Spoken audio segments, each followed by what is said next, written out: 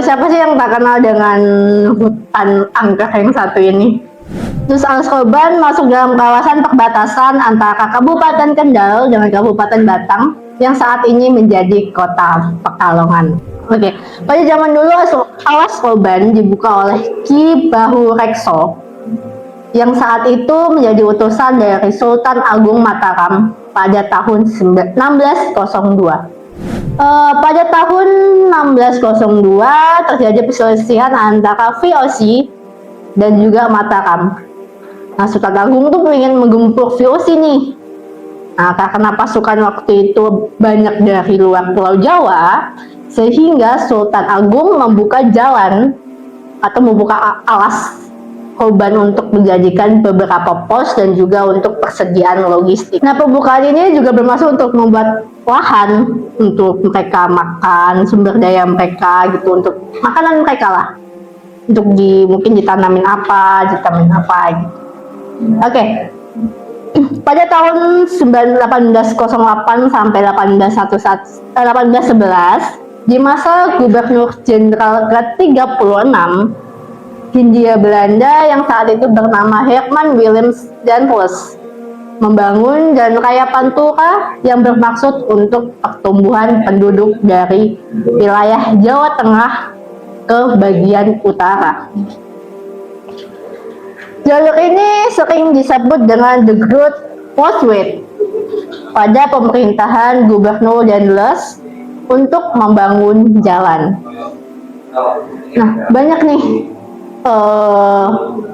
Daendels itu melibatkan banyak rakyat pribumi untuk melakukan kerja paksa atau biasa kita sebut dengan kerja rodi. Nah, pada saat pribumi bekerja, mereka tuh diperlakukan secara semena-mena gitu, sejak tidak manusiawi. Banyak sekali korban yang berjatuhan. Hingga pada waktu itu Al-Skoban menjadi tempat untuk pembuangan mayat. Sekitar tahun 1980-an, Al-Skoban kembali menjadi tempat pembuangan mayat. Dalam korban Petrus. Petrus itu singkatan dari pembunuhan misterius, guys. Jadi kalau kalian hati-hati. Tapi nggak tahu ya sekarang masih ada atau enggak. Tapi mudah-mudahan sudah tidak ada. Oke, lanjut. Kondisi jalan Al-Skoban yang termasuk padat akan lalu lintas memiliki tanjakan yang curam. Dan jalan yang berkelok halnya juga menjadi jalur yang sangat rawan dengan kecelakaan.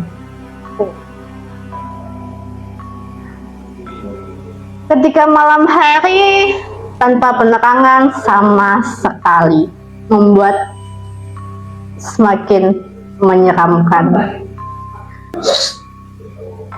Jangan bercanda, jangan tertawa, kita masuk pada cerita mistis terjadi di alas Skoban. Tengok kanan, kiri, siapa tahu dia di sampingmu.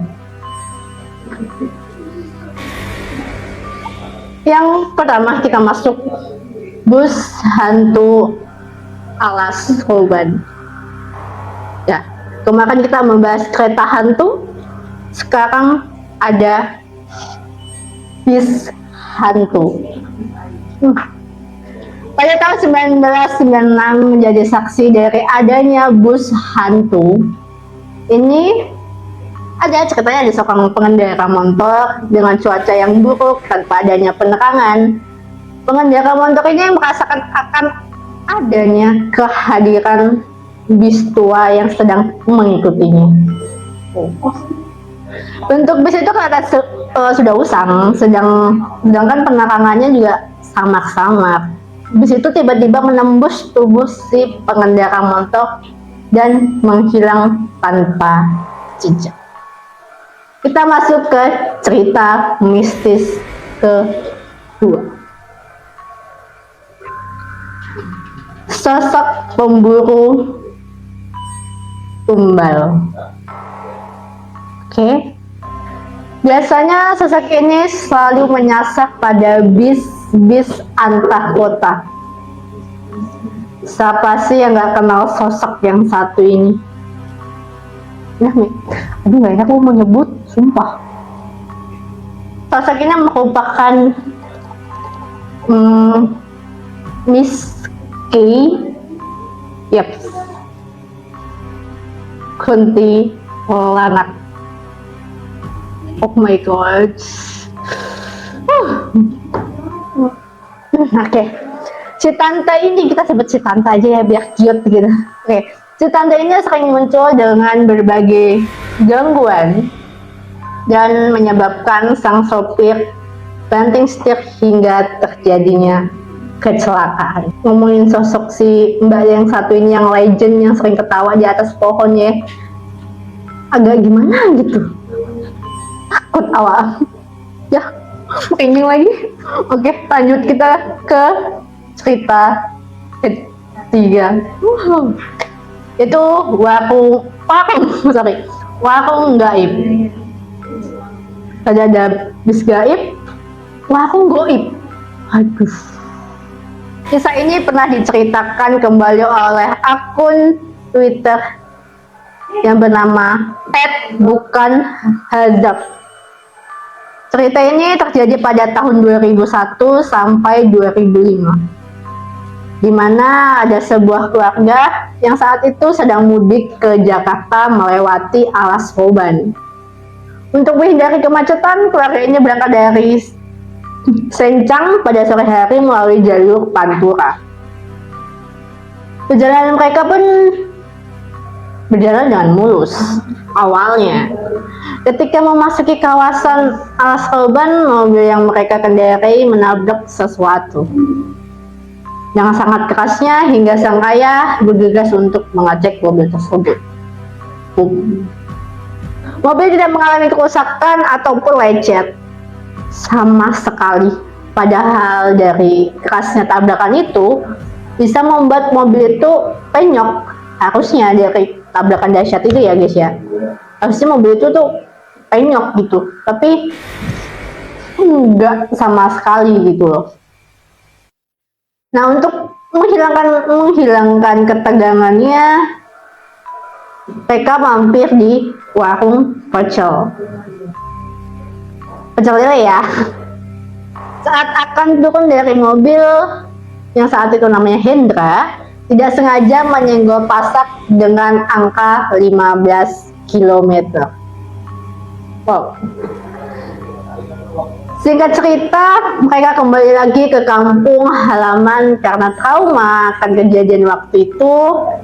Akhirnya, Hendra memutuskan untuk berangkat pada siang hari. Saat memasuki Alas Roban, adik Hendra yang paling kecil ingin buang air besar. Dan mereka ingin kembali lagi untuk memakan makanan yang ada di warung pecel lele itu. Yang rasanya katanya begitu nikmat. Hingga sampai mereka di plang titik 15 km. Betapa terkejutnya mereka bahwa mereka melihat saat itu ada sebuah jurang yang sangat dalam. Mungkin dari 3 cerita ini kalian pernah mengalaminya, pernah bertemu dengan bis hantu, atau pernah menaiki bus hantu, atau bertemu dengan tante. Oke, tante, jangan ganggu ya, mohon maaf.